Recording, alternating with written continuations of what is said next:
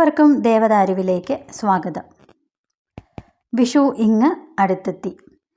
അപ്പോൾ നമ്മൾ വിഷുവിൻ്റെ അന്ന് കണിയെല്ലാം കണ്ട് അതിരാവിലെ എഴുന്നേറ്റ് ശുദ്ധവൃത്തിയോടെ കണിയെല്ലാം കണ്ടതിന് ശേഷം നമ്മൾ ക്ഷേത്രത്തിൽ എല്ലാവരും തന്നെ ഒന്നാം തീയതി കൂടിയാണ്. അപ്പോൾ മേടം 1-ന് വിഷുവിൻ്റെ അന്ന് ക്ഷേത്ര ദർശനം നടത്താത്തവരായിട്ട് ചുരുക്കം ചില മലയാളികൾ മാത്രമേ കാണാറുള്ളൂ. അപ്പോൾ നമ്മൾ ക്ഷേത്രത്തിൽ വിഷുവിൻ്റെ അന്ന് പോയി ഭഗവാനെ കണ്ട് പ്രാർത്ഥിച്ച്, പ്രത്യേകിച്ചും ശ്രീകൃഷ്ണ സ്വാമി ക്ഷേത്രത്തിൽ പോകുന്നതാണ് ഏറ്റവും ഉത്തമം. അല്ലെങ്കിൽ അടുത്തുള്ള ക്ഷേത്രങ്ങളിലൊക്കെ ആണെങ്കിലും നമ്മൾ പോയി ദർശനം നടത്തി പ്രാർത്ഥിക്കാറുണ്ട്. അവിടെ എല്ലാവർക്കും തന്നെ കൈനീട്ടമൊക്കെ ക്ഷേത്രങ്ങളിൽ നിന്ന്, ഇപ്പോൾ എല്ലാ ക്ഷേത്രങ്ങളിൽ നിന്നും കൈനീട്ടമൊക്കെ എല്ലാവർക്കും ലഭിക്കുന്നതാണ്. അപ്പോൾ നമ്മൾ ക്ഷേത്രങ്ങളിൽ ചെന്നിട്ട് ശ്രീകൃഷ്ണസ്വാമി ക്ഷേത്രത്തിൽ ചെന്ന് ആണ് ഏറ്റവും നല്ലത്. ഞാനീ പറയുന്ന പുഷ്പാഞ്ജലികളൊക്കെ ചെയ്ത് രാവിലെ നമ്മൾ വെറും വയറ്റിലാണ് ക്ഷേത്ര ദർശനം നടത്തേണ്ടത്. അല്ലെങ്കിൽ തന്നെ നമ്മൾ എല്ലാവരും തന്നെ വെറും വയറ്റിലാണ് ക്ഷേത്ര ദർശനം നടത്തേണ്ടതെന്നാണ് പറയപ്പെടുന്നത്. എങ്കിലും വിഷുവിൻ്റെ അന്ന് വെറും വയറ്റിൽ നമ്മൾ ഭഗവാനെ പ്രാർത്ഥിച്ച് ക്ഷേത്ര ദർശനം നടത്തി ആ തീർത്ഥം കഴിച്ചുകൊണ്ട് വിഷുവിൻ്റെ അന്ന് ഒരു ദിവസം തുടങ്ങുന്നത് ഏറ്റവും ഉത്തമമാണ്. അതിലും ഒരു പുണ്യവും ഒരു ഭാഗ്യവും വേറെ ഇല്ല എന്നാണ് പറയുന്നത്.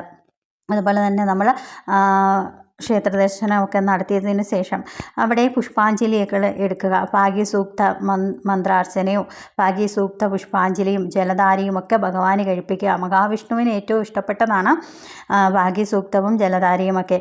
അപ്പോൾ കൂട്ടത്തിൽ നമ്മൾ നമ്മുടെ വീട്ടിലെ ഗൃഹനാഥന്മാർക്ക് വേണ്ടിയായിട്ട് പുരുഷ സൂക്ത പുഷ്പാഞ്ജലി ഒരു പാൽപ്പായസവും ഒക്കെ കഴിക്കുന്നത് ഏറ്റവും ഉത്തമമായ കാര്യമാണ്. അതുപോലെ തന്നെ സുദർശന മന്ത്രാർച്ചനയും സുദർശന പുഷ്പാഞ്ജലിയും ഒക്കെ വിഷു ദിവസം നമ്മൾ വഴിപാടായിട്ട് നടത്തുന്നത് ഏറ്റവും ഉത്തമമാണ്. നമുക്കൊരു വർഷക്കാലം എല്ലാം കൊണ്ടും വളരെയധികം നല്ല കാലം വരാനായിട്ട് ഇത് ഉപകരിക്കും.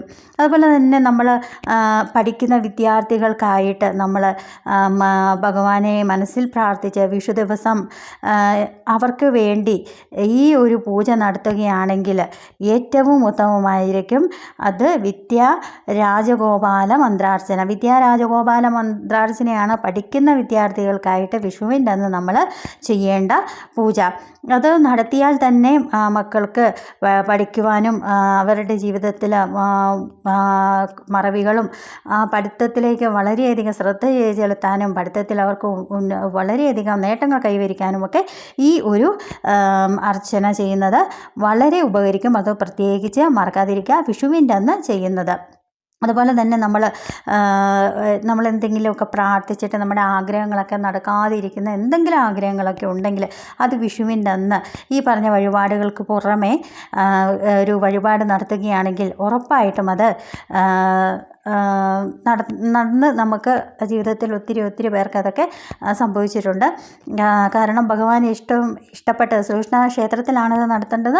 ഭഗവാൻ ഏറ്റവും ഇഷ്ടപ്പെട്ട വഴിപാടായിട്ട് ഒരു മഞ്ഞപ്പെട്ടും ഒരു ഓടക്കുഴലും ഒക്കെ വാങ്ങിച്ച് നൽകുകയാണെങ്കിൽ, അക്കൂടത്തിൽ മയിൽപ്പീലിയും ഒക്കെ വാങ്ങിച്ച് നൽകുകയാണെങ്കിൽ ഭഗവാന് നമ്മളിൽ പ്രസാദിക്കുകയും നമുക്ക് ഏത് കാര്യമാണോ തടസ്സം നേരിട്ട് കിടക്കുന്നത്, അല്ലെങ്കിൽ എന്തെങ്കിലും തടസ്സങ്ങൾ നമ്മളെ ബാധിക്കുന്നുണ്ടെങ്കിൽ, നമ്മുടെ ജീവിതത്തിൽ എന്തെങ്കിലും ബുദ്ധിമുട്ടുണ്ടെങ്കിൽ അതെല്ലാം മാറ്റാനായിട്ട് ഈ ഒരു വഴിപാട് നടത്തിയാൽ വളരെയധികം ഉത്തമമായിരിക്കും.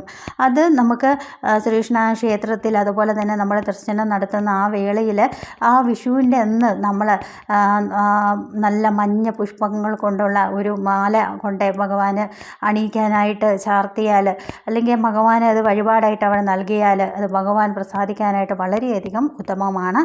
അത്രയേറെ പ്രിയപ്പെട്ട നിറമാണ് കൃഷ്ണന് മഞ്ഞ എന്ന് പറയുന്നത്.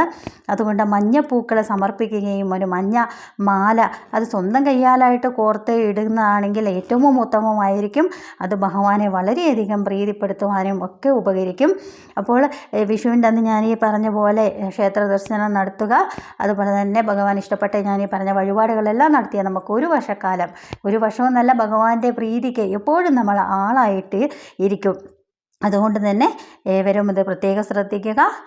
വഴിപാടുകളൊക്കെ നടത്തുക, ക്ഷേത്ര ദർശനം നടത്തുക. ഏവർക്കും നല്ലൊരു വിഷു ആശംസിച്ചുകൊണ്ട് ഇന്നത്തെ എൻ്റെ ഈ ഒരു വീഡിയോ ഇവിടെ തീരുകയാണ്. ആദ്യമായിട്ടാണ് നിങ്ങൾ എൻ്റെ ചാനൽ കാണുന്നതെങ്കിൽ ദയവായി സബ്സ്ക്രൈബ് ചെയ്യാൻ ശ്രമിക്കുക. അതോടൊപ്പം ഞാനിടുന്ന ഓരോ വീഡിയോയും നിങ്ങൾക്ക് ലഭിക്കുന്നതിന് ബെല്ലൈക്കൺ കൂടി ഒന്ന് സ്പർശിക്കുക. ലൈക്ക് ചെയ്യുക, ഷെയർ ചെയ്യുക. അടുത്തൊരു വീഡിയോയിൽ വരെ നന്ദി, നമസ്കാരം.